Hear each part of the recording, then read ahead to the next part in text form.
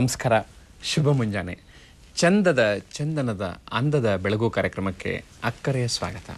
ನಲ್ಮೆಯ ವೀಕ್ಷಕ ಬಂಧುಗಳೇ, ಉತ್ಸಾಹದ ಜೀವನವನ್ನು ರೂಪಿಸಿಕೊಳ್ಳುವಲ್ಲಿ ವಿವಿಧ ತೆರನಾದ ಚಟುವಟಿಕೆಗಳು ನೆರವಾಗ್ತವೆ. ವ್ಯಥ ಕಾಲಹರಣ ಮಾಡುವಂತಹ ಕೆಲವರ ನಡುವೆ ಸದ್ದಿಲ್ಲದೆ ವಿವಿಧ ತೆರನಾದ ಚಟುವಟಿಕೆಗಳಲ್ಲಿ ತೊಡಗಿಸಿಕೊಂಡಿರುವ ವಿದ್ಯಾ ವಿ ಹಾಲಭಾವಿಯವರು ಇಂದಿನ ನಮ್ಮ ಬೆಳಗು ಕಾರ್ಯಕ್ರಮದ ಅತಿಥಿ. ವಿದ್ಯಾ ವಿ ಹಾಲಭಾವಿಯವರು ಸ್ವತಃ ತಮ್ಮ ಪರಿಚಯವಿರುವ ಕವನವೊಂದನ್ನು ಬರೆದಿದ್ದು, ಆ ಕವನವನ್ನು ವೀಕ್ಷಕರ ಅವಗಾಹನೆಗಾಗಿ ವಾಚಿಸ್ತಾ ಇದ್ದೇನೆ. ಹುಟ್ಟಿ ಬೆಳೆದಿದ್ದು ನಾ ಹಳ್ಳಿಯೊಂದರಲ್ಲಿ, ಪದವಿ ಪಡೆದೆ ವಿಜ್ಞಾನ ವಿಷಯದಲ್ಲಿ. ಮದುವೆ ನಂತರ ವಾಸ ಬೆಂಗಳೂರಿನಲ್ಲಿ, ಕರ್ನಾಟಕದ ರಾಜಧಾನಿ ಎಂಬ ನಗರದಲ್ಲಿ. ಪತ್ರಿಕೆಗಳಿಗೆ ಪದಬಂಧ ಸುಡುಕು ರಚಿಸುವೆ, ಅವುಗಳ ಸಂಖ್ಯೆ ಸಾವಿರ ಸಾವಿರ ದಾಟಿವೆ. ಇದರಲ್ಲಿ ಇನ್ನೂ ಸಾಧಿಸುವ ತುಡಿತವಿದೆ, ಮನಸ್ಸಿದ್ದಲ್ಲಿ ಮಾರ್ಗವು ಖಂಡಿತ ಇದೆ. ಕಲಿತಿರುವೆ ನಾ ಕಸೂತಿ, ಕಾರ್ವಿಂಗ್, ಹೊಲಿಗೆ, ಹಾಗೆಯೇ ರಂಗೋಲಿ, ಪೇಂಟಿಂಗ್, ಅಡುಗೆ. ಹೆಣ್ಣಿರಲಿ ಗಂಡಿರಲಿ ಮಗುವೊಂದಿರಲಿ ಎಂಬಂತೆ ಮಗಳೊಬ್ಬಳು ನನ್ನ ಬಳಿಯಲಿ. ಬೆಂಗಳೂರು ಸ್ವಚ್ಛತೆಗಾಗಿ ನಡೆದ ಅಭಿಯಾನ, ನನ್ನೂರ ಶುಚಿಗೊಳಿಸುವಲ್ಲಿ ನನಗೂ ಅಭಿಮಾನ. ವಾಯು ಮಾಲಿನ್ಯದ ವಿರುದ್ಧ ಹೋರಾಟ ನಡೆಸುವಲ್ಲಿ ನನ್ನದು ಸಕ್ರಿಯ ಓಡಾಟ. ಹಲವು ಸ್ಪರ್ಧೆಗಳಲ್ಲಿ ಗಳಿಸಿರುವೆ ಬಹುಮಾನ, ಪ್ರಶಸ್ತಿ ಫಲಕದೊಂದಿಗೆ ಆಗಿದೆ ಸನ್ಮಾನ. ಭಾಷಾಂತರ ಮಾಡುವೆ ಆರ್ಥಿಕ ಸ್ವಾವಲಂಬನೆಗೆ, ಪರಿಪೂರ್ಣ ಗೃಹಿಣಿ ನಾನೆಂಬ ಹೆಮ್ಮೆ ನನಗೆ. ವಿದ್ಯಾ ವಿ ಹಾಲಭಾವಿಯವರೇ, ಬೆಳಗು ಕಾರ್ಯಕ್ರಮಕ್ಕೆ ತಮಗೆ ಆತ್ಮೀಯ ಸ್ವಾಗತ. ನಮಸ್ಕಾರ. ನಮಸ್ಕಾರ. ತಮ್ಮ ಬಗ್ಗೆನೇ ತಾವು ಒಂದು ಪರಿಚಯದ ಕವನವನ್ನು ಬರೆದುಕೊಂಡಿದ್ದು ತುಂಬ ಚೆನ್ನಾಗಿತ್ತು. ನಿಮ್ಮ ಆಸಕ್ತಿಯನ್ನು ನೋಡಿದ್ರೆ ಇಷ್ಟೊಂದು ವಿಷಯಗಳಲ್ಲಿ ವಿವಿಧ ರೀತಿಯ ಅಭಿರುಚಿಗಳು ನಿಮಗೆ ಬರೋದಕ್ಕೆ ಹೇಗೆ ಸಾಧ್ಯ ಆಯಿತು? ನಾನು ಬಾಲ್ಯದಿಂದಲೇ ತುಂಬ ಕುಟುಂಬದಲ್ಲಿ ಬೆಳೆದೆ. ದೊಡ್ಡಪ್ಪ ದೊಡ್ಡಮ್ಮ, ಚಿಕ್ಕಪ್ಪ ಚಿಕ್ಕಮ್ಮ, ಅಕ್ಕಂದಿರು ಅಣ್ಣಂದಿರು, ಅವ್ರ ಮಧ್ಯೆ ಮುದ್ದು ಕಣ್ಮಣಿಯಾಗಿ ಬೆಳೆದೆ. ಹಾಗೆ ಸ್ಕೂಲಲ್ಲಿ ಇರುವಾಗಲೂ ಅಷ್ಟೇ ಅನೇಕ ಎಲ್ಲ ಚಟುವಟಿಕೆಗಳಲ್ಲಿ ವಾರ್ಷಿಕೋತ್ಸವ ದಿನ ನಾಟಕ, ಡ್ಯಾನ್ಸು, ಅದರಲ್ಲಿ ಕಂಠಪಾಠ ಸ್ಪರ್ಧೆ, ಆ ಥರದ್ದು ಏನೇ ಇದ್ರೂ ಕೂಡ ನನಗೆ ಸೇರಬೇಕು, ನಾನು ಪ್ರೈಸ್ ತಗೋಬೇಕು ಅನ್ನೋದೊಂದು ತುಂಬ ಆಸೆ ಇತ್ತು. ಹಾಗೆ ಮನೆಯಲ್ಲಿ ಎಲ್ಲರ ಮಧ್ಯೆನೂ ಚಿಕ್ಕವಳು ನಾನೇ, ತುಂಬ ಪ್ರೀತಿಯಿಂದ ಬೆಳೆದೆ. ಹಾಗೆ ಎಲ್ಲರದ್ದು ಎನ್ಕರೇಜು ಸಿಕ್ತು ನನಗೆ. ತಂದೆ ಅಣ್ಣಂದಿರು ಅಕ್ಕಂದಿರು ಎಲ್ಲ ಭಾವ ಎಲ್ಲರದ್ದು ನಂದು ಎನ್ಕರೇಜ್ಮೆಂಟು ತುಂಬ ಸಿಕ್ತು. ಹೀಗಾಗಿ ನಿಮಗೆ ಆಸಕ್ತಿ ಹೆಚ್ಚು ಬರೋದಕ್ಕೆ ಕಾರಣ ಆಯಿತು. ಮದುವೆ ಆದಮೇಲೆ ಇಲ್ಲಿ ನನ್ನ ಗಂಡನ ಮನೆಗೆ ಬಂದಮೇಲೆ ನನ್ನ ಅತ್ತೆ ಮಾವ, ನನ್ನ ಮನೆಯವರು, ನನ್ನ ಮಗಳು ಎಲ್ಲರೂ ಸಹ ತುಂಬಾ ಪ್ರೋತ್ಸಾಹ ಕೊಟ್ಟರು. ಸೊ ನನ್ನ ಆಸಕ್ತಿ ಜೊತೆಗೆ ಅವ್ರ ಪ್ರೋತ್ಸಾಹದಿಂದ ಇದೆಲ್ಲ ನಾನು ಮಾಡೋಕ್ಕೆ ಸಾಧ್ಯ ಆಯಿತು. ನಿಮಗೆ ಒಂದು ರೀತಿಯ ಒಳ್ಳೆಯ ವಾತಾವರಣ ಸಿಕ್ತು ಅನ್ನೋದನ್ನ ಗಮನಿಸ್ಬೇಕಾಗ್ತದೆ. ಎಷ್ಟು ಜನಕ್ಕೆ ಒಳ್ಳೆ ವಾತಾವರಣ ಇದ್ರೂ ಅದನ್ನು ಬಳಸ್ಕೊಳ್ಳೋದಿಲ್ಲ, ಆದರೆ ತಾವು ಎಲ್ಲ ರೀತಿ ಬಳಸ್ಕೊಂಡ್ರಿ ಅಂತ ಅನಿಸುತ್ತೆ ನನಗೆ. ಈಗ ಒಂದೊಂದೇ ಚಟುವಟಿಕೆ ನೋಡ್ತಾ ಬರೋಣ ನಿಮ್ದು, ಯಾಕೆಂದರೆ ಒಂದು ಚಟುವಟಿಕೆ ಅಲ್ಲಲ್ಲ ನಿಮ್ಮ ಬಗ್ಗೆ ಮಾತಾಡೋಣ ಅಂದರೆ. ಈಗ ಘೋಷವಾಕ್ಯ ಅಂತ ಹೇಳ್ತೇವೆ, ಸ್ಲೋಗನ್ ಅಂತ ಹೇಳ್ತೇವೆ. ಅಂದರೆ ಗಾದೆಗಳು ಹೇಗೆ ನಾವು ಎಷ್ಟೊಂದು ವಿಷಯವನ್ನು ಚಿಕ್ಕ ಪದಗಳಲ್ಲಿ ಹೇಳೋಕ್ಕೆ ಬಯಸ್ತೇವೆ, ಈ ಘೋಷವಾಕ್ಯಗಳು ಕೂಡ ಹಾಗೇನೆ. ಈ ಸ್ಲೋಗನ್ ಬರಿಬೇಕಂತ ಯಾಕೆ ಅನ್ನಿಸ್ತದೆ? ಅದು ಮೊದಲು ಕುಟುಂಬ ಯೋಜನೆ ಇಲಾಖೆಯವರು ನ್ಯೂಸ್ ಪೇಪರಲ್ಲಿ ಜನಸಂಖ್ಯಾ ನಿಯಂತ್ರಣದ ಬಗ್ಗೆ ಸ್ಲೋಗನ್ ಕಳಿಸಿ ಅಂತ ಹೇಳಿದ್ರು. ಸುಮ್ಮನೆ ನಾನು ಕುತ್ಕೊಂಡಿರುವಾಗಲೇ 3 ಸ್ಲೋಗನ್ ಕಳಿಸ್ಬೋದು ಅಂತ ಹೇಳಿದ್ರು. ಸುಮ್ಮನೆ ರಾತ್ರಿ ಯೋಚನೆ ಮಾಡ್ತಾ ಇದ್ದೆ, ಹಾಗೇನೆ ಬರುತ್ತೆ. ಆಮೇಲೆ ಸ್ವಲ್ಪ ದಿನ ಆದ್ಮೇಲೆ ನಿಮ್ಗೆ ಬಹುಮಾನ ಬಂದಿದೆ ಅಂತ ಹೇಳಿ ಲೆಟ್ರ್ ಬಂತು. ಅದಕ್ಕೆ ಅವಾಗ ತುಂಬಾನೇ ಖುಷಿ ಆಯ್ತು. ನಾನು ಮೊದಲು ಬರ್ದಿರೋ ಒಂದು ಸ್ಲೋಗನ್ಗೆ ಬಹುಮಾನ ಸಿಕ್ಕ ತಕ್ಷಣ ನಾನು ಬರಿಬಲ್ಲೆ ಈ ತರ ಸ್ಲೋಗನ್ನು ಅಂತ ನನ್ನ ಮನಸ್ಸಲ್ಲಿ ಹಾಗೆ ಬಂತು. ಆಮೇಲೆ ಹಾಗೆ ಪೇಪರಲ್ಲಿ ಯಾವುದೆಲ್ಲ ಬಂತು ಅದರಲ್ಲೆಲ್ಲ ನಾನು ಬರಿತಾ ಹೋದೆ. ಹಾಗೆ ಕೆಲವೊಂದೆಲ್ಲ ಪ್ರೈಸ್ ಎಲ್ಲ ಸಿಕ್ತು. ಕೆಲವೊಂದು ಸ್ಲೋಗನ್ಗಳನ್ನ ನಿಮ್ಮ ಅದೇ ಫಸ್ಟು ಕುಟುಂಬ ಯೋಜನೆ ಇಲಾಖೆಯಿಂದ ಜನಸಂಖ್ಯೆ ನಿಯಂತ್ರಣಕ್ಕೆ ಹಾಕದಿದ್ದರೆ ಜನಸಂಖ್ಯೆಗೆ ಕಡಿವಾಣ, ಕೊನೆಗೆ ನಿಲ್ಲಲು ಸಿಗುವುದಿಲ್ಲ ತಾಣ ಅಂತ ಹೇಳಿ ಅದು ಬರ್ದೆ. ಆಮೇಲೆ ಮಿಂಟೋ ಕಣ್ಣಾಸ್ಪತ್ರೆ ಅವರು ನೇತ್ರದಾನದ ಬಗ್ಗೆ ಸ್ಲೋಗನ್ಸ್ ಕೇಳಿದ್ರು. ಅದಕ್ಕೆ ನೀವು ನೀಡಿದರೆ ದೃಷ್ಟಿ, ಕತ್ತಲೆಯ ಬಾಳಿನಲ್ಲಿ ಬೆಳಕಿನ ಸೃಷ್ಟಿ, ಕಣ್ಣು ಮಣ್ಣಾಗದ ಮುನ್ನ ಅಂಧರ ಬಾಳಿಗೆ ಬೆಳಕಾದರೆಷ್ಟು ಚೆನ್ನ, ಹುಟ್ಟಿದವನಿಗೆ ಎಂದಿಗೂ ತಪ್ಪಿದ್ದಲ್ಲ ಮರಣ, ಅಂಧರಿಗೆ ಆಸರೆಯಾಗಲಿ ನಿಮ್ಮ ನೇತ್ರ ಕಿರಣ, ಮರಣಾನಂತರ ನೇತ್ರದಾನದ ಉಯಿಲು, ಅಂಧರ ಬಾಳಿನಲ್ಲಿ ಬೆಳಕಿನ ಹೊನಲು. ಇದಕ್ಕೂ ಕೂಡ ನನಗೆ ಫಸ್ಟ್ ಪ್ರೈಸ್ ಬಂತು. ಆಮೇಲೆ ಇದು ಬೆಂಗಳೂರು ನಗರ ಪಾಲಿಕೆಯವರು ಸ್ವಚ್ಛ ಬೆಂಗಳೂರು ಆಂದೋಲನದಲ್ಲಿ ಸ್ಲೋಗನ್ಸ್ ಕೇಳಿದ್ರು. ಅದಕ್ಕೆ ಸೂಕ್ತ ರೀತಿಯಲ್ಲಿ ಕಸದ ವಿಂಗಡಣೆ, ಜಾಣ ನಾಗರಿಕರ ಕರ್ತವ್ಯದ ಹೊಣೆ, ವಿಂಗಡಿಸಿದ ಕಸದ ವಿಲೇವಾರಿ, ಪರಿಸರ ಸಂರಕ್ಷಣೆಗೆ ರಹದಾರಿ, ಕಸವನ್ನು ಚೆಲ್ಲಾಡಬೇಡಿ ಬೇಕಾಬಿಟ್ಟಿ, ದಯವಿಟ್ಟು ಉಪಯೋಗಿಸಿ ಕಸದ ತೊಟ್ಟಿ. ಈ ಸ್ಲೋಗನ್ಗೆ ಬಹುಮಾನ ಬಂತು. ಅಂದ್ರೆ ನಿಮ್ಗೆ ಗುರುತಿಸುವಿಕೆ ಕೂಡ ಇದೆ ಅಂತ ಆಯ್ತು. ಅಂದ್ರೆ ಎಲ್ಲೋ ಒಂದ್ ಕಡೆ ಬಹುಮಾನದ ರೂಪದಲ್ಲಿ ನಿಮ್ಗೆ ಜನ ಗುರುತಿಸಿದಾಗ ಅಥವಾ ಯಾವ್ದೋ ಒಂದು ಸಂಸ್ಥೆ ಗುರುತಿಸಿದಾಗ ಮತ್ತೆ ಬರಿಬೇಕನ್ಸುತ್ತೆ. ಹಾಗೆ ಆಯ್ತು. ನನ್ನ ಮಗಳದ್ದು ಯೂನಿಫಾರ್ಮ್ ತಗೊಳ್ಳುವಾಗ ಲೋಟಸ್ ಯೂನಿಫಾರ್ಮ್ ಕಂಪ್ನಿಯವರು ಅದನ್ನ ತಗೊಂಡಾಗ ಒಂದು ಇದು ಕೊಟ್ಟಿದ್ರು, ಇದ್ರ ತರ ಸ್ಪರ್ಧಾ ಚೀಟಿ ಕೊಟ್ಟಿದ್ರು. ಅದರಲ್ಲಿ ಎಲ್ಲಾನು ಅಡ್ರೆಸ್ ಎಲ್ಲ ಫಿಲ್ ಮಾಡುವಾಗ ಲೋಟಸ್ ಯೂನಿಫಾರ್ಮ್ ಯಾಕೆ ಇಷ್ಟ ನಿಮಗೆ ಅಂತ ಆ ಥರ ಕೇಳಿದ್ರು. ಅದಕ್ಕೆ ನಾನು ಸಮುದಾಯದಲ್ಲಿ ಸಮಾನತೆ ಸಾರುವ ಸಂಗತಿ, ಸರಸ್ವತಿಯ ಸನ್ನಿಧಾನದಲ್ಲಿ ಸಹಭಾಗಿಯಾಗುವ ಸಂಗಾತಿ ಅಂತ ಬರ್ದಿದ್ದೆ. ಅದಕ್ಕೆ ಬೆಳ್ಳಿ ಲೋಟ ನಂಗೆ ಬಹುಮಾನವಾಗಿ ಸಿಕ್ತು. ಆಮೇಲೆ ಇಲ್ಲಿ ಮಹಾನಗರ ಪಾಲಿಕೆಯವರು ಈಸಿ ಪ್ಲಾನ್ ಅಂತ ಮನೆ ಕಟ್ಟೋಕೆ ಒಂದು ಕೈಪಿಡಿ ಹೊರತಂದ್ರು. ಅದರಲ್ಲಿ ಹಿಂದಿನ ಪುಟದಲ್ಲಿ ನಾನ್ ಬರ್ದಿರೋ ಸ್ಲೋಗನ್ ಎಲ್ಲಾನು ತಗೊಂಡ್ರು.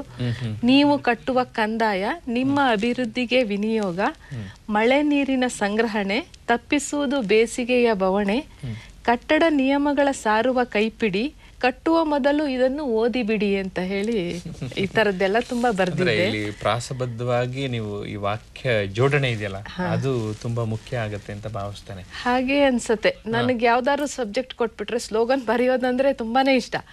ಯಾವ್ದಾದ್ರು ಸಬ್ಜೆಕ್ಟ್ ಕೊಟ್ಟು ಸ್ವಲ್ಪ ಟೈಮ್ ಕೊಟ್ಬಿಟ್ರೆ ಅದನ್ನ ಬರ್ದು ಬಿಡ್ತೀನಿ ಅಂತ ನನ್ ಕಾನ್ಫಿಡೆನ್ಸ್ ಇದೆ. ಅದಕ್ಕೆ ಮನೆಯಲ್ಲಿ ಎಲ್ಲ ನನ್ನ ಅತ್ತೆಗಳು ಎಲ್ಲಾರು ಸ್ಲೋಗನ್ ರಾಣಿ ಅಂತ ಕೂಡ ತಮಾಷೆ ಮಾಡ್ತಾ ಇರ್ತಾರೆ. ಅಂದ್ರೆ ಅದಕ್ಕೆ ಒಂದ್ ರೀತಿಯ ಅರ್ಥಪೂರ್ಣವಾಗಿ ಕೂಡ ಅವರು ಜನ ಕರೀತಾರೆ ಅಂತ ಆಯ್ತು ಅಲ್ಲಿಗೆ. ಇನ್ನು ಕೆಲವೊಂದು ಸ್ಪರ್ಧೆಗಳಲ್ಲಿ ಯಾವ್ದು ಚಲನಚಿತ್ರ ತಾರೆ ಜೊತೆಗೆ ಊಟ ಈ ತರದ್ದು ಅಂತ ನಾವು ಅಲ್ಲಿ ಇಲ್ಲಿ ನೋಡ್ತಾ ಇರ್ತೀವಿ. ಆದ್ರೆ ತಾವು ಆ ತರದೊಂದು ಗೆದ್ದೆ ಬಿಟ್ರೆ ಏನೋ ಒಂಥರ ಸಂತೋಷ. ಅದು ಅದೇ ಬಾಟಾ ಶೂ ಕಂಪ್ನಿಯಿಂದ ಲಂಚ್ ಅದು ಕೂಡ ಸ್ಲೋಗನ್. ಒಂದು 5 ಕ್ವಶನ್ಸ್ ಕೇಳಿದ್ರು. ರಾಣಿ ಮುಖರ್ಜಿ ಅವಳ ಫಸ್ಟ್ ಫಿಲ್ಮ್ ಏನು, ಅವಳ ಬಗ್ಗೆ ಎಲ್ಲ 5 ಕ್ವಶನ್ಸ್. ಆಮೇಲೆ ಬಾಟಾ ಶೂಗಳು ಯಾಕೆ ಇಷ್ಟ ನಿಮಗೆ ಅಂತ ಹೇಳಿ ಅದಕ್ಕೆ ಬರಿಬೇಕಿತ್ತು. ಅದು ಇಂಗ್ಲಿಷ್ನಲ್ಲಿ ಇತ್ತೆಲ್ಲ ಫಾರ್ಮ್, ಸ್ಲೋಗನ್ನು ಇಂಗ್ಲಿಷ್ನಲ್ಲಿ ಬರಿಬೇಕಿತ್ತು. ನನಗೆ ಸ್ವಲ್ಪ ಇಂಗ್ಲಿಷು, ನಾನು ಕನ್ನಡ ಮೀಡಿಯಮಲ್ಲಿ ಓದಿದ್ದು, ಇಂಗ್ಲಿಷ್ದು ಸ್ವಲ್ಪ ನನಗೆ ಅಷ್ಟು ಭಾಷೆ ಅಷ್ಟು ನನಗೆ ಕನ್ನಡದಷ್ಟು ಸುಲಭವಾಗಿ ನನಗೆ ಬರೋಲ್ಲ. ಆದರೂ ಆಮೇಲೆ ಇಂಗ್ಲೀಷಲ್ಲೇ ಬರಿಬೇಕಲ್ಲ ಅಂತ ತುಂಬ ಎಲ್ಲ ಕಷ್ಟಪಟ್ಟು ಪದಗಳನ್ನ ಡಿಕ್ಷನರಿನೆಲ್ಲ ನೋಡಿಬಿಟ್ಟು ಬರೆದೆ. ಅದಕ್ಕೆ ಆಮೇಲೆ ಫೋನ್ ಬಂದ್ಬಿಟ್ಟು, ಸೊ ನೀವು ರಾಣಿ ಮುಖರ್ಜಿ ಜೊತೆ ತಾಜ್ ರೆಸಿಡೆನ್ಸಿಯಲ್ಲಿ ಊಟಕ್ಕೆ ನೀವು ಸೆಲೆಕ್ಟ್ ಆಗಿದ್ದೀರಾ, ಈ ಥರ ಬನ್ನಿ ಅಂತ ಹೇಳಿ. ಒಂದು ತುಂಬ ಖುಷಿ ಆಯ್ತು ನಂಗೆ. ಅದಕ್ಕೆ ರಾಣಿ ಮುಖರ್ಜಿ ಜೊತೆ ಹೋಗಿದ್ಕೆ ಅನ್ನೋದ್ಕಿಂತ ನಂದು ಇಂಗ್ಲಿಷ್ನಲ್ಲಿ ಬರ್ದಿರೋ ಸ್ಲೋಗನ್ನು ರೆಕಗ್ನೈಸ್ ಆಯ್ತಲ್ಲ ಅಂತ ನನಗೆ ತುಂಬ ಅಳುಕು. ನನಗೆ ಬರಲ್ವಲ್ಲ ಅಷ್ಟು ಇಂಗ್ಲಿಷ್ ಚೆನ್ನಾಗಿ ಅಂತ ಹೇಳಿ ಅದೊಂದು ಅಳುಕಿತ್ತು. ಅದರಲ್ಲಿ ನಾನು ಬರೆದ್ಬಿಟ್ಟೆ ಅಂತ ಹೇಳಿ ನನಗೆ ಅದು ತುಂಬ ಖುಷಿ ಕೊಡ್ತು. Where there is Bata's women's section, where there is Bata's section there is women's satisfaction. ಇದು ಸ್ಲೋಗನ್ನು ನಂದು ಸೆಲೆಕ್ಟ್ ಆಯ್ತು.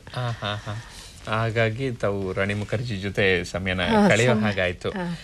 ಊಟ ಮಾಡಿದ್ದು ರಾಣಿ ಮುಖರ್ಜಿ ಜೊತೆ, ಅದೇ ಲಂಚ್ ವಿತ್ ರಾಣಿ ಮುಖರ್ಜಿ ಅಂತಾನೆ. ಅಲ್ಲಿ ಊಟನ ಅವ್ರ ಜೊತೆ ಮಾತುಗಳನ್ನ ನೋಡ್ತಾ ಇದ್ರೆ ಆಗ ಊಟ ಮಾಡಿದ್ದು ನೆನಪಾಗೋಂಗಿದೆ ನಿಮ್ಗೆ. ಇನ್ನು ಇನ್ನೊಂದು ನಿಮ್ಮ ಒಂದು ವಿಶೇಷತೆ ಅಂದರೆ ನಿಮ್ಮನ್ನು ಗುರುತಿಸೋದು ಜನ ಎಲ್ಲ ಪದಬಂಧದ ಮೂಲಕ.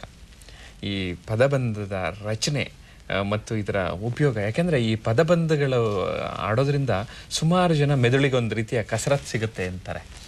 ಇದರ ರಚನೆ ನೀವು ಹೇಗೆ ಮಾಡ್ತೀರಿ? ಅದು ಕೂಡ ಅಷ್ಟೇ. ನಾನು ಚಿಕ್ಕವಳಿರ್ತಾ ಇದ್ದಂದನು ಪದಬಂಧ ಬಿಡಿಸ್ತಾ ಇದ್ದೆ. ಅದು ನನಗೆ ಅದು ಮಾಡೋ ತನಕ ಸಮಾಧಾನನೇ ಆಗ್ತಾ ಇರಲಿಲ್ಲ. ಅಂದರೆ ಮೊದಲು ತುಂಬ ಚಿಕ್ಕವಳಿದ್ದಾಗ ನನ್ನ ಅತ್ತೆ ಒಬ್ರು, ದೂರದ ಆಂಟಿ ಒಬ್ರು ಬಗ್ಗೆ ಏನೋ ಬರಿತಾ ಇದ್ರು. ನಾನು ಅದು ಏನು ಅಂತ ನಂಗೆ ಗೊತ್ತಿಲ್ಲ. ಆಮೇಲೆ ನೋಡಿದಾಗ ಆ ಥರ ಪದಬಂಧದ ಮನೆಗಳು, ಅವಾಗ ನಾನು ಇನ್ನೂ ತುಂಬ ಚಿಕ್ಕವಳಿದ್ದೆ. ಆಮೇಲೆ ಅದು ನಾನು ಬಿಡ್ಸೋಕ್ಕೆ ಅಂತ ಪ್ರಯತ್ನ ಪಟ್ಟೆ, ಆದರೆ ಬರಲೇ ಇಲ್ಲ ಏನು. ಯಾಕಂದರೆ ನಂಗೆ ಅಷ್ಟು ಪದಜ್ಞಾನ ಇಲ್ಲ, ಎಲ್ಲೋ ಒಂದಷ್ಟೇ ಬಂದಿತ್ತು.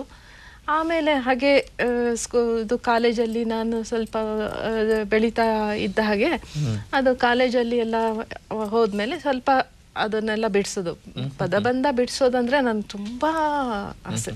ಅದು ಯಾವ್ದಾದ್ರು ಪದ ಸಿಗದೆ ಹೋದ್ರೆ ನಿದ್ದೆನೇ ಬರ್ತಾ ಇರ್ಲಿಲ್ಲ. ಅದೇ ಕಣ್ಮುಂದೆ ಪದಬಂಧದ ಚಿತ್ರ, ಅದು ಆ ಪದ ಏನು ಏನು ಅಂತ ಹೇಳಿ ನನಗೆ ಯೋಚನೆ ಬರ್ತಾ ಇತ್ತು. ಅಂದ್ರೆ ಬೇರೆ ಬೇರೆ ವಿಷಯಗಳನ್ನ ಇಲ್ಲಿ ಆರಿಸ್ಕೊಳ್ತೀರಿ ಅಲ್ವಾ? ಸಿನಿಮಾ ವಿಷಯಕ್ಕೆ ಸಂಬಂಧಪಟ್ಟ ಅಂತ ಕೂಡ ಬರೀತೀರಿ. ಅದು ಬರೀ ನಾನು ಬಿಡಿಸ್ತಾ ಇದ್ದೆ. ರಚನೆ ಮಾಡೋದು ಒಂದ್ಸಲ ಆಕಸ್ಮಿಕವಾಗಿ ರಚನೆ ಮಾಡುವ, ನಾನು ಯಾಕೆ ಬಿಡಿಸ್ಬಾರ್ದು ಪದಬಂಧನ ಅಂತ ಹೇಳಿ ನಂಗೆ ಯೋಚನೆ ಬಂತು. ತುಂಬ ಕಷ್ಟಪಟ್ಟೆ. ಯಾವ ಥರ ಮಾಡಬೇಕು, ಮನೆ ಮಾಡ್ಕೊಳ್ಳೋದು ಏನು ನನಗೆ ನನಗೆ ಗೊತ್ತೇ ಆಗ್ತಾ ಇರಲಿಲ್ಲ ಹೇಗೆ ಮಾಡೋದು ಅದು ಏನು ಅಂತ. ಆಮೇಲೆ ಪೆನ್ಸಿಲು, ಇದು ಸ್ಕೆಚ್ ಪೆನ್ನು ಎಲ್ಲ ತೊಗೊಂಡು ಮನೆ ಹಾಕ್ಕೊಂಡು ತುಂಬ ರಫ್ ಆಗಿ ಒಂದು ಮಾಡಿದೆ. ಅದು ಯುವ ಕರ್ನಾಟಕ ಪತ್ರಿಕೆಯಲ್ಲಿ ಫಸ್ಟು ಪ್ರಕಟವಾಯಿತು. ಅದರಲ್ಲಿ ವಿದ್ಯಾ ಹಾಲ್ಬಾವಿ ಅಂತ ನನಗೆ ಹೆಸರು ನೋಡಿ ತುಂಬ ಖುಷಿ ಆಗ್ಬಿಟ್ಟು, ನನ್ನ ಹೆಸರು ಪೇಪರಲ್ಲಿ ಬಂದಿದೆ ಅನ್ನೋದೊಂದೇ ನನಗೆ ತುಂಬ ಖುಷಿ ಆಯಿತು. ಅದಾದಮೇಲೆ ಪ್ರಜಾವಾಣಿ ಅದನ್ನು ಎಲ್ಲ ತಗೊಂಡು ಹೋಗಿ ಪ್ರಜಾವಾಣಿ ಆಫೀಸ್ಗೆ ಕೇಳಿದಾಗ ಅವರು ದಿನ ಕೊಡ್ತೀರಾ ಅಂತ ಕೇಳಿದರು. ದಿನ ಬರೆದು ಕೊಡ್ತೀರಾ ಅಂತ. ನನಗೆ ತುಂಬ ಒಂದು 15 ದಿನಕ್ಕೋ 1 ತಿಂಗಳಿಗೋ ಮಾಡೋಳಿಗೆ ದಿನ ಕೊಡ್ತೀರಾ ಅಂದ ತಕ್ಷಣ ತುಂಬ ಹೆದರಿಕೆ ಆಯಿತು. ನಾನು ಹಾಗೆ ಕೊಡೋಕ್ಕಾಗತ್ತಾ ನನಗೆ ಅಂತ ಹೇಳಿ. ಆದರೂ ಧೈರ್ಯ ಮಾಡಿ ಹ್ಞೂ ಅಂತ ಹೇಳಿ ಒಪ್ಕೊಂಡು ಬಂದೆ. ಆಮೇಲೆ ಮಾರನೇ ದಿನ ಪೇಪರಲ್ಲಿ ಪದಹಾಸು ಪ್ರಾರಂಭ ಅಂತಲೇ ಕೊಟ್ಟಿದ್ರು. ಸೊ ಬೇಗ ಇದೆಲ್ಲ ಪೆನ್ಸಿಲಲ್ಲಿ ಎಲ್ಲ ಮನೆಗಳನ್ನೆಲ್ಲ ಮಾಡಿಕೊಂಡು, ಆ ಮನೆಗಳನ್ನೆಲ್ಲ ಸ್ಕೆಚ್ ಪೆನ್ನಲ್ಲಿ ಬೇಡದೇ ಇರೋ ಮನೆಗಳನ್ನೆಲ್ಲ ತುಂಬಿ ತುಂಬಾ ಕಷ್ಟಪಟ್ಟು ರಚನೆ ಮಾಡಿ ಕಳಿಸ್ಕೊಡ್ತಾ ಇದ್ದೆ. ಹಾಗೆ ಬರಿತಾ ಇದ್ದಾಗ ನಮ್ಮ ಹಸ್ಬೆಂಡ್ ವಿನಯ್ ಅವರು ಅದನ್ನ ಕಂಪ್ಯೂಟರ್ನಲ್ಲಿ ಫ್ರೇಮ್ ಮಾಡಿಕೊಟ್ರು. ಅದಾದ್ಮೇಲೆ ನನಗೆ ಮಾಡೋದು ತುಂಬಾನೇ ಸುಲಭ ಆಗತ್ತೆ. ಏನು ಇವು ಕೊಟ್ರೆ ಈಗ 10 ನಿಮಿಷದಲ್ಲಿ ಒಂದು ಪದಬಂಧ ರೆಡಿ ಮಾಡಬಲ್ಲೆ ಅಂತ ಅನ್ಸುತ್ತೆ. ಅದಾದ್ಮೇಲೆ ವಿವಿಧ ವಿಷಯಗಳ ಬಗ್ಗೆನೂ ಪದಬಂಧಗಳನ್ನ ಬರೆದೆ. ರಾಮಾಯಣದ ಬಗ್ಗೆ, ಮಹಾಭಾರತದ ಬಗ್ಗೆ, ಆಮೇಲೆ ಸಿನಿಮಾ ಪದಬಂಧ ಕೂಡ ಬರೀತಾ ಇದ್ದೆ. ಅಂದ್ರೆ ನಿಮ್ಮ ಜ್ಞಾನ ಅಂತೂ ಸಿಕ್ಕಾಪಟ್ಟೆ ಜಾಸ್ತಿ ಆಗ್ಬಿಟ್ಟಿದೆ ಅಂತ ಅಂದ್ಕೊಳ್ತೀನಿ. ಯಾಕೆಂದ್ರೆ ಅದು ಬಿಡಿಸೋದ್ರ ಮೂಲಕನೇ ಎಷ್ಟೊಂದು ಬುದ್ಧಿವಂತರಾಗ್ತಾರೆ ಅಂತ ಕೇಳಿದ್ದೇನೆ. ಅಂಥದ್ರಲ್ಲಿ ಅದನ್ನ ಸೃಷ್ಟಿ ಮಾಡ್ಬೇಕಾದ್ರೆ ಇನ್ನೆಷ್ಟು ಚೆನ್ನಾಗಿರ್ಬೇಕು ಅಂತ ಅನ್ಕೊಳ್ತೇನೆ. ಹಾಗೇನೆ ಈಗ ಇನ್ನೊಂದು ಪದ ಕೇಳ್ತಾ ಇದ್ದೇವೆ, ಸುಡೋಕು ಅಂತ. ಈ ಸುಡೋಕು ಬಿಡಿಸುವುದರಿಂದ ಆಗುವಂತಹ ಲಾಭ ಏನು?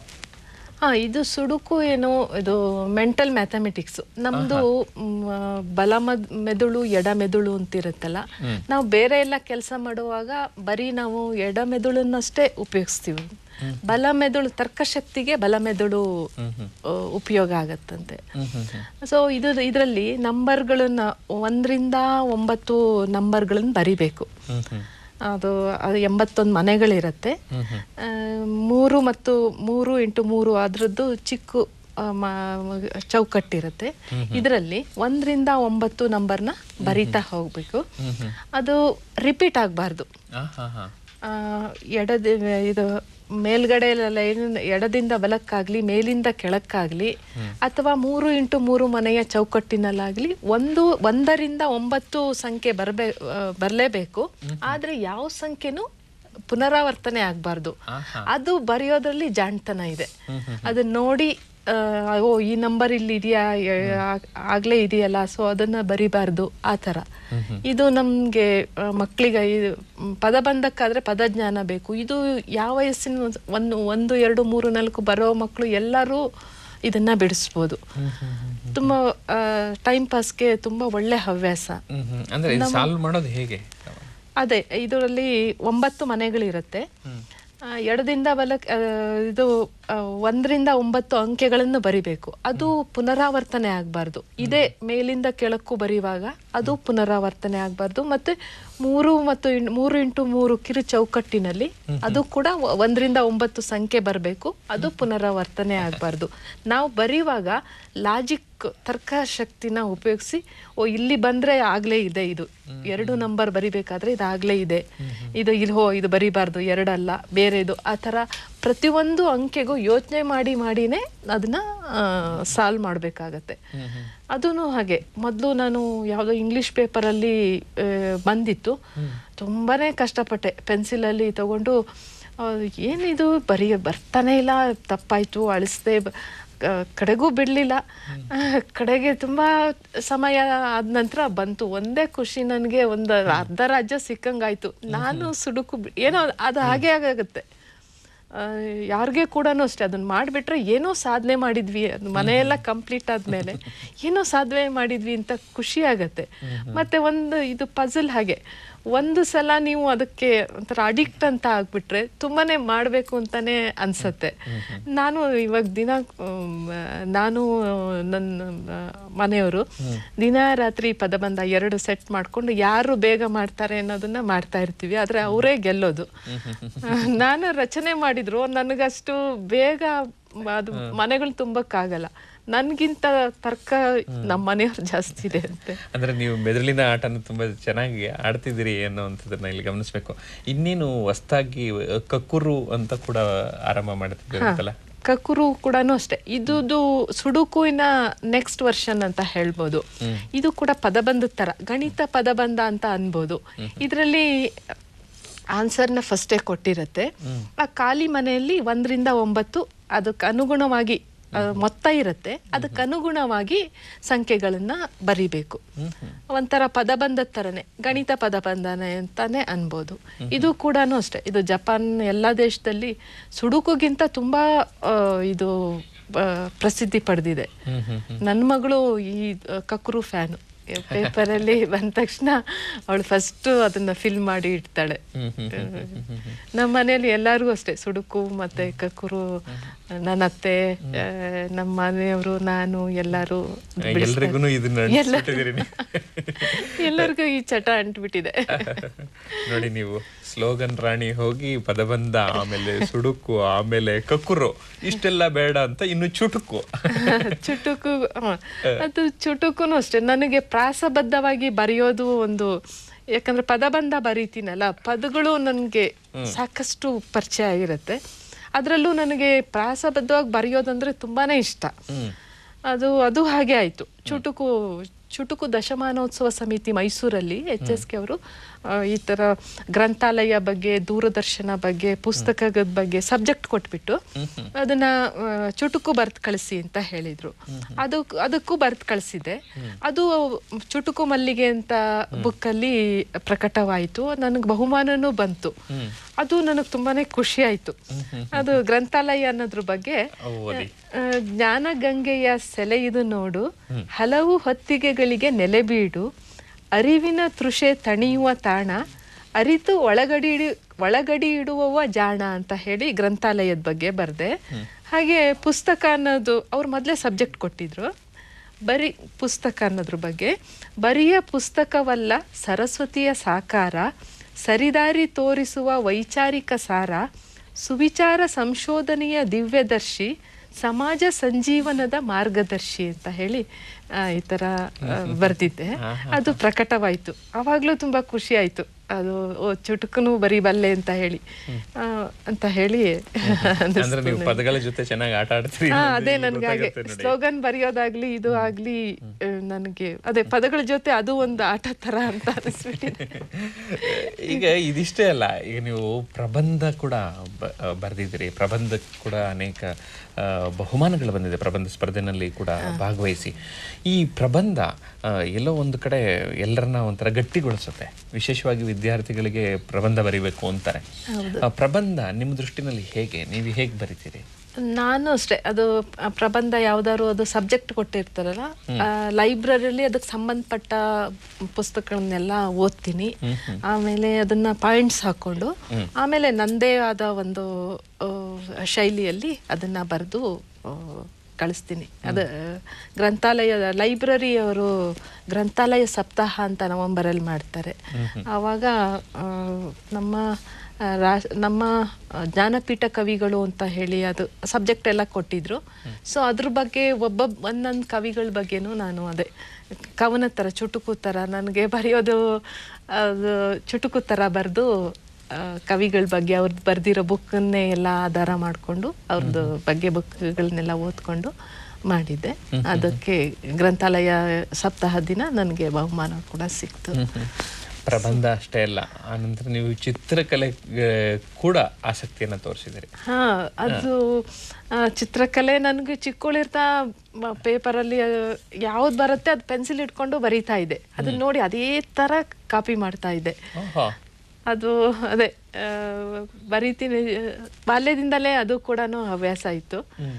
ಯಾವುದು ಏನು ಗುರುಗಳ ಮಾರ್ಗದರ್ಶನ ಏನಿಲ್ಲ, ಸುಮ್ಮನೆ ಬರೀತಾ ಇದೆ. ನನಗೇನೋ ನನ್ನ ಮನಸ್ಸು ತೃಪ್ತಿಗೋಸ್ಕರ ಬರೀತಾ ಇದೆ.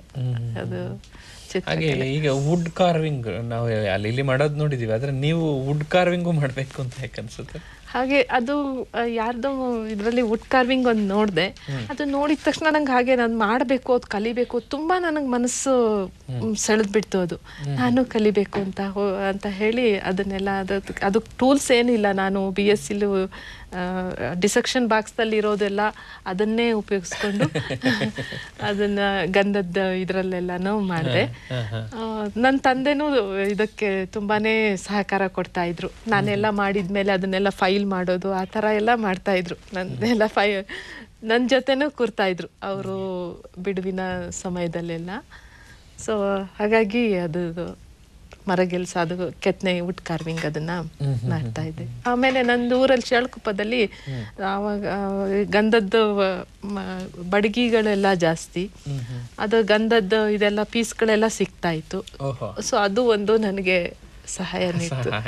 ಅಂದ್ರೆ ನೋಡಿ, ಇಲ್ಲದೆ ಇದ್ರೆ ಬರೀ ಪೀಸ್ ಆಗಿ ಉಳಿತಾ ಇತ್ತವೆಲ್ಲ. ನಿಮ್ಗೆ ಆ ರೀತಿ ಮನಸ್ಸಿದ್ದಿದ್ರಿಂದ ಇದೆಲ್ಲ ಸಾಧ್ಯ ಆಯ್ತು. ಇನ್ನು ನಗೆ ಹನಿಗಳು ಕೂಡ, ಅಂದ್ರೆ ಕಾರ್ಟೂನ್ಸ್ಗಳನ್ನ ಕೂಡ ಬರೀತಿ ಇದು ಮಾಡ್ತಿರಲ್ಲ? ಕಾರ್ಟೂನ್ಸು ಅಷ್ಟೇ. ಇಲ್ಲಿ ಕಾರ್ಟೂನ್ಸ್ ಬರೆಯುವಾಗ ಎರಡು ವಿಷಯ. ಒಂದು, ನಮಗೆ ಡ್ರಾಯಿಂಗ್ ಚೆನ್ನಾಗಿ ಬರಬೇಕು. ಆಮೇಲೆ ಅದು ಸಬ್ಜೆಕ್ಟ್ ಇದು ಗೊತ್ತಿರಬೇಕು. ಯಾವುದ್ರ ಬಗ್ಗೆ ಬರೆಯುವಾಗ ಪ್ರಸ್ತುತ ಸಮಾಜದಲ್ಲಿ ಏನೇನು ನಡೀತಾ ಇದೆ ವಿಷಯಗಳು ಇರಬೇಕು. ಅದು ಎರಡೂ ಇದ್ಮೇಲೆ ಕಾರ್ಟೂನ್ಸ್ ಬರೆಯೋಕ್ಕಾಗೋದು. ಕಾರ್ಟೂನ್ ಸ್ವಲ್ಪ ಕಷ್ಟ. ಅದು ಕ್ಯಾಪ್ಷನ್ ಬರೆಯೋದಿರತ್ತಲ್ಲ, ಅದು ಕ್ಯಾಚಿಯಾಗಿ ಕ್ಯಾಪ್ಷನ್ ತುಂಬಾ ಇಂಪಾರ್ಟೆಂಟ್. ಜೊತೆಗೆ ಡ್ರಾಯಿಂಗ್ ಆಲ್ರೆಡಿ ಕಲ್ತಿದ್ರಿಂದ ನಿಮ್ಗೆ ಇದು ಸುಲಭ ಆಯ್ತು. ಅದೇ ತರ ಡ್ರಾಯಿಂಗ್ ಬರ್ತಿತ್ತಲ್ಲ, ಹಾಗೆ ಅದು ಕ್ಯಾಪ್ಷನ್. ನಂಗೆ ನ್ಯೂಸ್ ಪೇಪರ್ ಓದೋದೊಂದು ಅದೊಂದು ಹವ್ಯಾಸ. ಇದ್ರ ಸಲುವಾಗಿ ನೀವು ನ್ಯೂಸ್ ಪೇಪರ್ ಓದ್ಲೇಬೇಕಾಯ್ತು.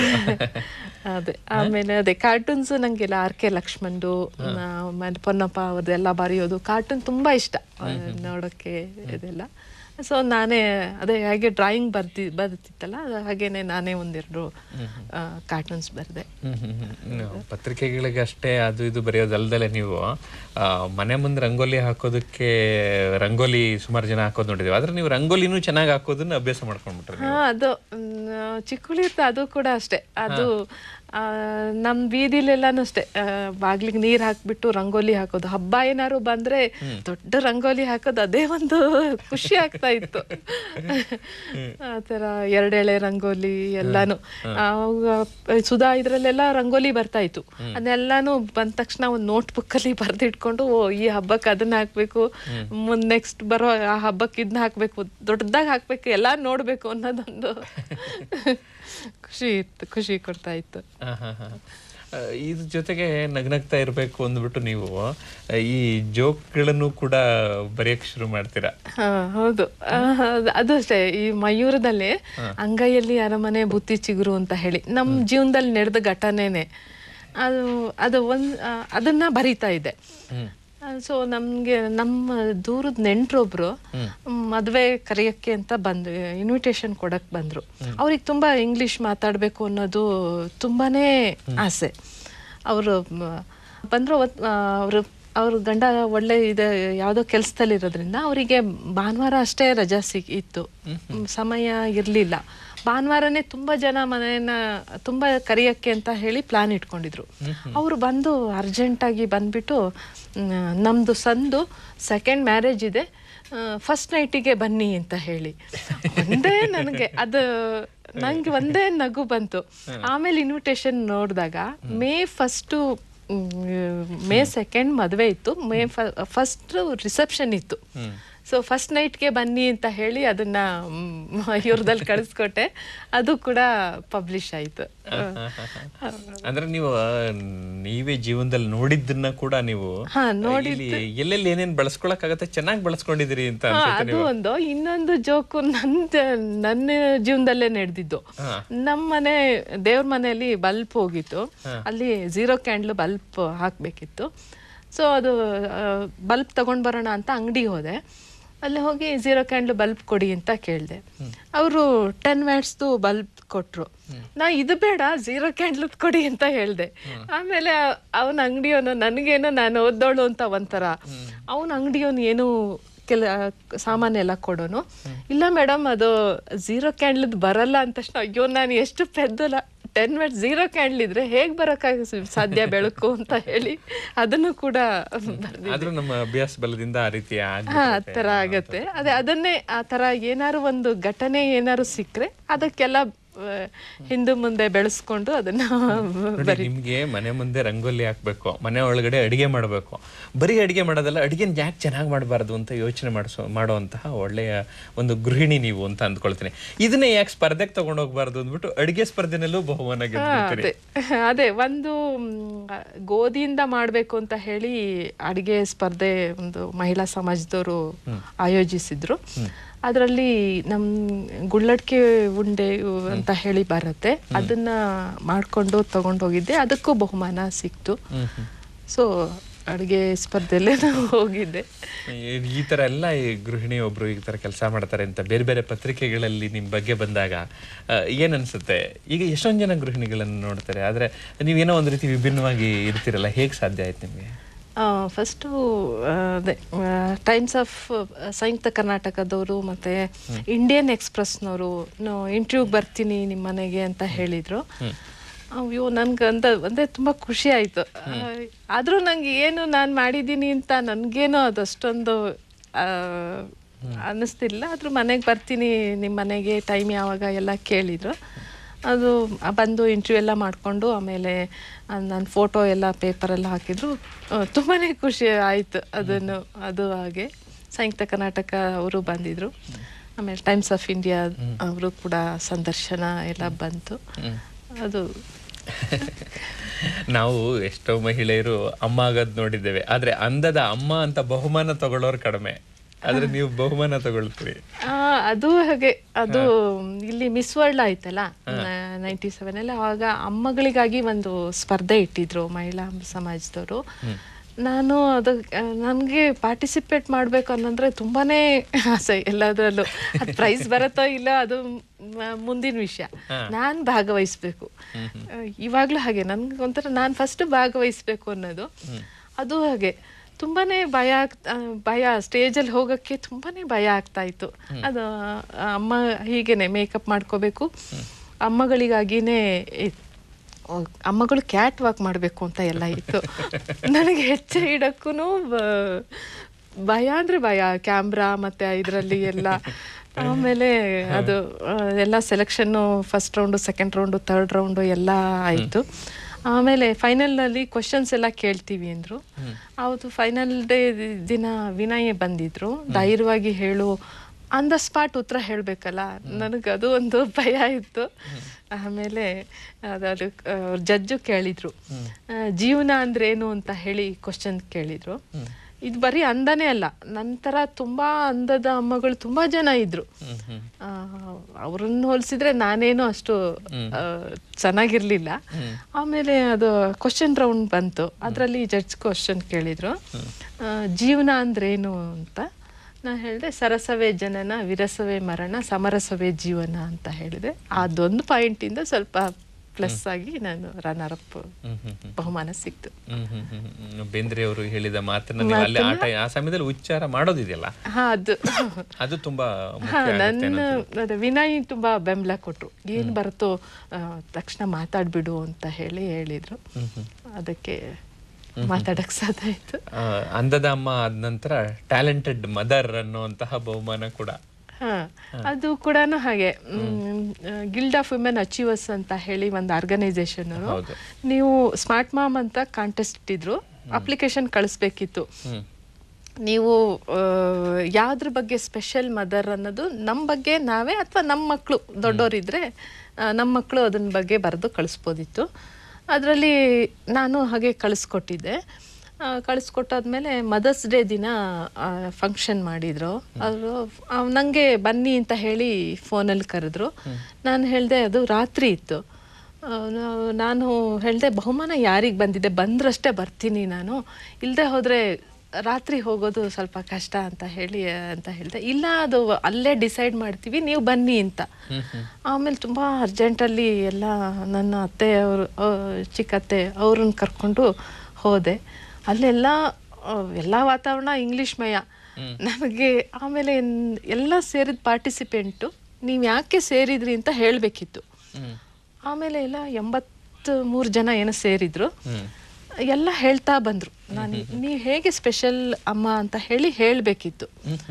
ಆಮೇಲೆ ನನ್ನ ಹೆಸರು ಬರಲೇ ಇಲ್ಲ ಅದರಲ್ಲಿ. ಎಲ್ಲ ಮಿಕ್ಕವರೆಲ್ಲನೂ ಹೇಳಿದ್ರು. ಆಮೇಲೆ ಅಯ್ಯೋ, ನಾನು ಅನ್ಕೊಂಡೆ ನನ್ನ ಅಪ್ಲಿಕೇಶನ್ನೇ ಹೋಗಿಲ್ವೇನೋ ಅಂತ ಹೇಳಿ ಅನ್ಕೊಂಡಿದ್ದೆ. ಆಮೇಲೆ ಅದರಲ್ಲಿ achiever mother, talented mother, super mother ಅಂತ ಆ ಥರ ಎಲ್ಲ ಕೆಟಗರಿ ಇತ್ತು. ಎಲ್ಲರಿಗೂ ಕೊಡ್ತಾ ಬರ್ತಾ ಇರುವಾಗ ಹಾಗೆ ಟ್ಯಾಲೆಂಟೆಡ್ ಮದರ್ ಅಂತ ಹೇಳಿ ವಿದ್ಯಾ ಹಾಲ್ಬಾವಿ ಅಂತ ಹೇಳಿದ್ರು. ಅದಕ್ಕೆ ಒಂದು ಇಂಪೋರ್ಟೆಡ್ ವಾಚು ಮತ್ತೆ ಅದು ಕೂಡ ಸ್ಟಾರ್ ಹೋಟೆಲಲ್ಲಿ ಊಟದ ಕೂಪನ್ ಎಲ್ಲ ಕೊಟ್ಟಿದ್ರು. ತುಂಬಾ ಖುಷಿ ಆಯ್ತು. ಈ ರೀತಿಯ ಪ್ರಶಸ್ತಿಗಳು, ಬಹುಮಾನಗಳು ನಿಮ್ಗೆ ಬರ್ತಾ ಬರುತ್ತೆ, ಇದು ಎಲ್ಲ ಒಂದು ಕಡೆ ಪ್ರೋತ್ಸಾಹ ನೀಡ್ತಾ ಇರುತ್ತೆ ಅಂತ ಅನ್ಸುತ್ತಾ ನಿಮ್ಗೆ? ಅದೇ ಹೇಳಿದ್ನಲ್ಲ, ನಾನು ಫಸ್ಟ್ ಎಲ್ಲಿ ಸೇರಿದ್ನೋ ಸ್ಲೋಗನ್ ಇಂದ ಶುರು ಆಯ್ತು. ಅದು ಫಸ್ಟೇ ಬಹುಮಾನ ಸಿಕ್ತಲ್ಲ, ಸೊ ನಾ ಬರಿಬಲ್ಲೆ ಅಂತ ಹೇಳಿ ಅನ್ಕೊಂಡೆ. ಆಮೇಲೆ ಕೆಲವು ಕಡೆ ಸಿಗದೆ ಹೋದಾಗೂ ಏನ್ ಬೇಜಾರಿಲ್ಲ, ಒಟ್ಟಲ್ಲಿ ಇವಾಗ ಏನು ಪಾರ್ಟಿಸಿಪೇಟ್ ಮಾಡ್ಬಿಡೋಣ, ಆಮೇಲೆ ಏನಾಗುತ್ತೋ ಆಗ್ಲಿ ಅಂತ ಹೇಳಿ ಸೇರ್ಬಿಡ್ತೀನಿ. ಕೆಲವು ಸಲ ಬರ್ದೆ ಹೋದ್ರು ಬೇಜಾರೇನಿಲ್ಲ. ಅದೇ ಬೇಜಾರ್ ಮಾಡ್ಕೊಳ್ದೆ ಹೋಗಿರೋದ್ರಿಂದಾನೇ ನಿಮ್ಗೆ ಸಾಧ್ಯ ಆಗಿದೆ. ಹೌದು, ಯಾಕಂದ್ರೆ ಎಲ್ಲದರಲ್ಲೂ ಬಹುಮಾನ ಬಂದಿರ್ಲಿಕ್ಕಿಲ್ಲ. ಇಲ್ಲ, ಆ ರೀತಿ ತಾವು ಆದ್ರೂ ಹಾಗೆ ಬರ್ದೆ ಹೋದ್ರು ನನ್ಗೇನ್ ಬೇಜಾರನೇ ಆಗೋಲ್ಲ. ಬಂದ್ರೆ ಸರಿ, ಬಂದ್ರಂತೂ ಖುಷಿ, ಬರ್ದೆ ಹೋದ್ರೆ ಬೇಜಾರಿಲ್ಲ. ಆತರ ನಂದು ಮನಸ್ಥಿತಿ. ಈ ರೀತಿ ಹೇಗ್ ಬಂತು? ಎಲ್ರಿಗೂ ಕಷ್ಟ ಅಲ್ಲ ತುಂಬಾ ಈ ರೀತಿ ನೀವು ನಗ್ನಗ್ತಾ ಮಾತಾಡುವಂಥದ್ದು, ಇಷ್ಟು ಮುಗುಳ್ನಾಗೆ ಇಟ್ಕೊಳ್ಳೋದು ಹೇಗ್ ಸಾಧ್ಯ ಆಯ್ತು ನಿಮ್ಗೆ? ಅದೇ ಏನು ಜೋಕ್ಸ್ ಅನ್ನೋದು ನಂಗೆ ತುಂಬಾನೇ ಇಷ್ಟ. ಹಾಸ್ಯ ಕಾರ್ಯಕ್ರಮಗಳು, ಕಾರ್ಟೂನ್ಸ್, ಆ ಥರದ್ದೆಲ್ಲನೂ ತುಂಬಾ ಇಷ್ಟ. ಆ ಥರದ್ದು ತುಂಬಾ ಓದ್ತೀನಿ ನಾನು. ಆ ಥರದ್ದೇ ಟಿವಿನಲ್ಲಿ ಆ ಥರದ ಪ್ರೋಗ್ರಾಮ್ನೇ ಜಾಸ್ತಿ ನೋಡೋದು. ಇನ್ನು ಸೀರಿಯಲ್ಲು ಅದೆಲ್ಲನೂ ನೋಡಲ್ಲ. ಹಾಗೆ ಅದ್ರ ಬಗ್ಗೆನೇ ಓದ್ತಿರ್ತೀನಿ, ಅದ್ರ ಬಗ್ಗೆನೇ ಎಲ್ಲ ಮಾಡ್ತಿರ್ತೀನಲ್ಲ, ಸೊ ಹಾಗಾಗಿ. ಇನ್ನು ಮುಂದೆ ನೀವು ಏನೇನ್ ಮಾಡ್ಬೇಕು ಅಂತ ಇದ್ದೀರಿ? ಇವಾಗ ನೀವು ಇಲ್ಲಿಗೆ ನಿಲ್ಸೋಂಗಂತೂ ಕಾಣಲ್ಲ, ನೀವು ಇದು ಒಂದು ಎಲ್ಲಾನು ಪ್ರಯತ್ನ ಮಾಡೋಣ ಅಂತ ಇದ್ದೀರಿ ನೀವು. ಈಗ ನನ್ಗೆ ಆಸಕ್ತಿ ಭಾಷಾಂತರ ಮಾಡೋದ್ರಲ್ಲಿ, ಇಂಗ್ಲಿಷ್ ಟು ಕನ್ನಡ ಮಾಡೋದ್ರಲ್ಲಿ ನನ್ಗೆ ಆಸಕ್ತಿ ಇದೆ. ಅದನ್ನ ಕಲಿತಾ ಇದ್ದೀನಿ. ಸೊ ಹಾಗೆ ನಾನು ಸ್ವಲ್ಪ ಡೆವಲಪ್ ಮಾಡಿಕೊಂಡು ಇಂಗ್ಲಿಷ್ ಭಾಷೆನೂ ಕನ್ನಡ ಭಾಷೆನೂ ಎರಡನ್ನೂ ಅದರಲ್ಲಿ ಪ್ರಭುತ್ವ ಸಾಧಿಸ್ಬೇಕು ಅಂತ ಆಸೆ ಇದೆ. ಅದಕ್ಕಾಗಿ ಪ್ರಯತ್ನ ಮಾಡ್ತಾ ಇದ್ದೀನಿ. ಇನ್ನು ಸಕ್ರಿಯವಾಗಿದ್ರೆ, ಈ ತರ ನಿಮ್ ತರ ಕ್ರಿಯಾತ್ಮಕವಾಗಿದ್ರೆ, ಈ ಕಾಡು ಹರಟೆ ಅನ್ನೋದು ತುಂಬಾ ದೂರ ಓಡೋಗ್ಬಿಡುತ್ತಲ್ವಾ? ಹೌದು, ಅದು ಸೀರಿಯಲ್ಲು ಮತ್ತು ಸುಮ್ಮನೆ ಅನ್ನೆಸೆಸರಿ ಮಾತು, ಯಾವುದೋ ಬೇಡದೇ ಇರೋ ಸಬ್ಜೆಕ್ಟು, ನಮ್ಗಿದು ಆ ಥರದ್ದೆಲ್ಲನೂ ಬಿಟ್ಬಿಟ್ಟು ಈ ಥರ ಯಾವ್ದಾದ್ರು ದೇವ್ರಂದ್ಮೇಲೆ ಯಾರಿಗಾರು ಒಂದೊಂದು ಟ್ಯಾಲೆಂಟ್ ಕೊಟ್ಟೇ ಇರ್ತಾನೆ. ಅದನ್ನ ನಾವೇ ಡೆವಲಪ್ ಮಾಡ್ಕೊಂಡು, ನಮ್ಮಲ್ಲಿರೋ ಟ್ಯಾಲೆಂಟ್ ನಾವೇ ಕಂಡ್ಕೊಂಡು ಅದನ್ನ ಬೆಳೆಸ್ಕೊಳಕ್ಕೆ ಎಲ್ಲ ನೋಡಿದ್ರೆ ಅದ ಹರಟೆ ಅದೆಲ್ಲ ನಿಂತೋಗತ್ತೆ. ತುಂಬಾ ಒಳ್ಳೆ ಮಾತು ಹೇಳಿದ್ರಿ, ಒಳ್ಳೆಯ ಕಿವಿ ಮಾತು ಕೂಡ ಇದು. ಇನ್ನು ಮಕ್ಕಳಿಗೆ ಕವನ ಬರೀತಿರಲ್ಲ, ಆ ಒಂದು ಕವನ ನಮ್ಮ ವೀಕ್ಷಕರಿಗೆ ಕೇಳಿಸ್ಬಿಡಿ. ಪರಿಸರ ಗೀತೆ ಅಂತ ಹೇಳಿ ಬರೆದಿದೆ. ಇದು ಪ್ರಜಾವಾಣಿಯಲ್ಲಿ ಪ್ರಕಟವಾಯಿತು. ಬನ್ನಿ ಮಕ್ಕಳೇ ಸರಸರ ಉಳಿಸಿಕೊಳ್ಳೋಣ ಪರಿಸರ. ತುಂಬಿತ್ತು ಎಲ್ಲೆಡೆ ಹಚ್ಚ ಹಸಿರು, ಅದಾಗಿತ್ತು ಜನರ ನಲಿವಿನ ಉಸಿರು. ಕಾಡೆಲ್ಲ ಈಗಿಲ್ಲ ಹೇಳಲು ಹೆಸರು, ಬೆಳೆಸೋಣ ನಾವು ಆದರೂ ಕೈ ಕೆಸರು. ಹರಿದಿತ್ತು ನೀರು ಜುಳುಜುಳು, ತುಂಬಿದೆ ಕೆರೆಗಳಲ್ಲಿ ಬರೀ ಹೂಳು. ಕೇಳಿ ಬರುತ್ತಿದೆ ಜಲದೇವತೆ ಅಳು, ನಿಲ್ಲಿಸಿ ನೀಡೋಣ ಹೊಸ ಬಾಳು. ಸಮೃದ್ಧಿಯಾಗಿತ್ತು ಜಲಚರ ಸಂಪತ್ತು, ಕಾರ್ಖಾನೆ ವಿಷ ಸೇರಿ ಅದಕ್ಕೂ ಆಪತ್ತು. ಮುಂದೊದಗುವುದು ನಮಗೂ ವಿಪತ್ತು, ತಡೆಯಲು ಹೋರಾಡೋಣ ಈಗಲೇ ಎಚ್ಚೆತ್ತು. ಪ್ರಾಣಿಗಳು ನಲಿಯುತ್ತಿದ್ದವು ಕಾಡಿನಲ್ಲಿ, ನೋಡಬೇಕಷ್ಟೇ ಬರೀ ಪುಸ್ತಕದಲ್ಲಿ. ಎಷ್ಟೋ ಸಂತತಿಗಳು ವಿನಾಶದ ಅಂಚಿನಲ್ಲಿ, ಉಳಿಸುವ ಮನಸ್ಸು ಬೇಕು ಎಲ್ಲರಲ್ಲಿ. ತಂಪೆರೆದಿತ್ತು ಎಲ್ಲೆಡೆ ತಣ್ಣನೆ ಗಾಳಿ, ಬದಲಾಗಿ ಹರಡಿದೆ ಅನಾರೋಗ್ಯದ ಧೂಳಿ. ಶುಚಿಯಾಗಿಡುವ ಜವಾಬ್ದಾರಿಯ ಪಾಳಿ, ನಮ್ಮೆಲ್ಲರ ಕೆಲಸವೇ ನೀವೇ ಹೇಳಿ. ಕೇಳುತ್ತಿತ್ತು ಪಕ್ಷಿಗಳ ಸಂತಸದ ಕೂಗು, ಅದ ಕೇಳಿ ಎಲ್ಲರ ಮೊಗದಲ್ಲಿ ನಗು. ಈಗ ಬಯಸಿದರೂ ಅದನ್ನ ಮಗು, ಹೇಳಬೇಕಾಗಿದೆ ಅದ ಮರೆತು ಸಾಗು. ಬೆಳೆಸಿಕೊಳ್ಳೋಣ ಪರಿಸರದೊಡನೆ ಪ್ರೇಮ, ಅಳಿಸೋಣ ನಾವು ಮಾಲಿನ್ಯದ ಧೂಮ. ಜಗವನ್ನೆಲ್ಲ ಮಾಡೋಣ ಆರೋಗ್ಯ ಧಾಮ, ನಮಗಿನ್ನಾರಾದರೂ ಸರಿಸಮ. ವಿದ್ಯಾ ಹಾಲಭಾವಿ ಅವರೇ, ತಾವು ತುಂಬ ಸೊಗಸಾಗಿ ತಮ್ಮ ಪರಿಚಯವನ್ನು ಮಾಡಿಕೊಟ್ರಿ, ಮಕ್ಕಳಿಗೆ ಕವನ ಹೇಳಿದ್ರಿ, ಅನೇಕ ವಿಚಾರಗಳನ್ನು ತಿಳಿಸಿದ್ರಿ. ತಮಗೆ ವಂದನೆಗಳನ್ನು ಸಲ್ಲಿಸ್ತೀನಿ. ನಮಸ್ಕಾರ. ನಮಸ್ಕಾರ. ವೀಕ್ಷಕರೇ, ವಿದ್ಯಾ ಹಾಲಭಾವಿ ಅವರ ಪರಿಚಯ ನಿಜವಾಗೂ ತುಂಬ ಚೆನ್ನಾಗಿತ್ತಲ್ಲ. ಅವ್ರ ರೀತಿ ಎಲ್ಲರೂ ಕೂಡ ಪ್ರಯತ್ನ ಪಟ್ಟರೆ ಸಕ್ರಿಯ ಆಗೋದಕ್ಕೆ ಸಾಧ್ಯ ಅಂತ ಹೇಳ್ತಾ, ಇನ್ನು ಮುಂದೆ ರೈತರಿಗೆ ಮಾಹಿತಿಯನ್ನು ನೋಡೋಣ. ರೈತರಿಗೆ ಸಲಹೆ: ಬೇಸಿಗೆ ಬೆಳೆ ಬೆಳೆಯುವ ಭೂಮಿಯನ್ನು ಮಟ್ಟ ಮಾಡೋದು. ನೀರಾವರಿ ಆಶ್ರಯದಲ್ಲಿ ಈಗಾಗಲೇ ಮುಂಗಾರು ಬೆಳೆಗಳು ಕಟಾವಾಗುತ್ತಿರುವುದರಿಂದ ಪುನಃ ಬೇಸಿಗೆ ಬೆಳೆ ಇಡಬೇಕೆಂದಿರುವ ಜಮೀನುಗಳಲ್ಲಿ ಭೂಮಿಯ ಮೇಲ್ಮೆಯನ್ನು ನಿರ್ದಿಷ್ಟ ಇಳುಕಲಿರುವಂತೆ ಮಟ್ಟ ಮಾಡಿ ಬಿತ್ತನೆ ಮಾಡಿಕೊಳ್ಳಬೇಕು. ಈ ರೀತಿ ಭೂಮಿಯನ್ನು ಮಟ್ಟ ಮಾಡುವುದರಿಂದ ಅನೇಕ ಅನುಕೂಲಗಳಿವೆ. ಅವುಗಳೆಂದರೆ ನೀರಿನ ಮಿತ ಬಳಕೆಯಾಗುತ್ತದೆ, ಸುಲಭವಾದ ನೀರಾವರಿ ಕ್ರಮಗಳನ್ನು ಅನುಸರಿಸಲು ಅನುಕೂಲವಾಗುತ್ತದೆ, ಹಾಗೂ ಆಳುಗಳ ಖರ್ಚನ್ನು ಕಡಿಮೆ ಮಾಡಬಹುದು. ಮಣ್ಣನ್ನು ಮಟ್ಟಗೊಳಿಸಿದ ಭೂಮಿಯಲ್ಲಿ ಬೆಳೆಯ ನಿಲುವು ಒಂದೇ ಸಮನಾಗಿರುತ್ತದೆ. ಇಂತಹ ಜಮೀನಿನಲ್ಲಿರುವ ಬೆಳೆಯ ಉತ್ಪನ್ನವೂ ಸಹ ಹೆಚ್ಚುತ್ತದೆ. ಕೃಷಿ ಯಂತ್ರಗಳ ಹಾಗೂ ಕೆಲಸಗಾರರ ಸಾಮರ್ಥ್ಯ ಹೆಚ್ಚುವುದು. ನೀರು ನಿಲ್ಲುವಿಕೆ, ಹಳ್ಳ ದಿಣ್ಣೆಗಳು ಮೊದಲಾದ ಕೊರಕಲುಗಳು ಇಲ್ಲದಂತಾಗಿ ನೀರ್ಗಾಲುವೆ ಹಾಗೂ ಬಸಿಗಾಲುವೆಗಳನ್ನು ಯೋಗ್ಯ ರೀತಿಯಲ್ಲಿ ಮತ್ತು ಯೋಗ್ಯವಾದ ಸ್ಥಳಗಳಲ್ಲಿ ನಿರ್ಮಿಸಲು ಅನುಕೂಲವಾಗುವುದು. ತೇವಾಂಶವು ಬೆಳೆಗಳ ಬೇರುಗಳ ಆಳದವರೆಗೆ ಒಂದೇ ಸಮನಾಗಿ ಇಂಗುವುದಕ್ಕೆ ಅನುಕೂಲವಾಗುವುದು. ಚೌಳು ಭೂಮಿಯಲ್ಲಿ ಸುಧಾರಿತ ರೀತಿಯಿಂದ ಬೆಳೆಗಳಿಗೆ ನೀರು ಹಾಯಿಸಬಹುದು. ಒಟ್ಟಾರೆ ನೀರಿನ ಬಳಕೆ ಸಾಮರ್ಥ್ಯ ಹೆಚ್ಚುವುದು. ಆದುದರಿಂದ ಬೇಸಿಗೆಯಲ್ಲಿ ಬೆಳೆ ಇಡುವ ಮುಂಚೆ ರೈತ ಬಾಂಧವರು ತಮ್ಮ ಜಮೀನುಗಳ ಮೇಲ್ಮೆಯನ್ನು ನಿರ್ದಿಷ್ಟ ಇಳುಕಲು ಇರುವಂತೆ ಮಟ್ಟ ಮಾಡಿಕೊಂಡ ನಂತರ ಬೆಳೆ ಇಡಬೇಕು. ಹೆಚ್ಚಿನ ಮಾಹಿತಿಗೆ ಸಮೀಪದ ರೈತ ಸಂಪರ್ಕ ಕೇಂದ್ರವನ್ನು ಸಂಪರ್ಕಿಸಿ. ದಿನಚರಿ: ನಾಟಕ ಕರ್ನಾಟಕದ ವತಿಯಿಂದ ರಂಗ ಸಮ್ಮೇಳನದಲ್ಲಿ ರುಕ್ಮಿಣಿ ಸ್ವಯಂವರ ಮತ್ತು ಬಬ್ರುವಾಹನ ನಾಟಕಗಳು. ಸ್ಥಳ ರವೀಂದ್ರ ಕಲಾಕ್ಷೇತ್ರ, ಜೆಸಿ ರಸ್ತೆ, ಬೆಂಗಳೂರು. ಸಮಯ ಸಂಜೆ 7ಕ್ಕೆ. ಶತಾವಧಾನಿ ಡಾಕ್ಟರ್ ಆರ್ ಗಣೇಶ್ ಅವರಿಂದ ವಿದ್ಯಾರಣ್ಯರು ಬಗೆಗೆ ಉಪನ್ಯಾಸ. ಸ್ಥಳ Gokhale institute of public affairs, bull temple ರಸ್ತೆ, ಬೆಂಗಳೂರು. ಸಮಯ ಸಂಜೆ 6:30ಕ್ಕೆ. ದಾಸ ಸಾಹಿತ್ಯದಲ್ಲಿ ಮಾನವೀಯತೆ ಕುರಿತು ವಿದ್ವಾನ್ ಆರ್.ಕೆ. ಪದ್ಮನಾಭ ಅವರಿಂದ ಉಪನ್ಯಾಸ. ಸ್ಥಳ Indian institute of world culture, BP Wadia ರಸ್ತೆ, ಬೆಂಗಳೂರು. ಸಮಯ ಸಂಜೆ 5:30ಕ್ಕೆ.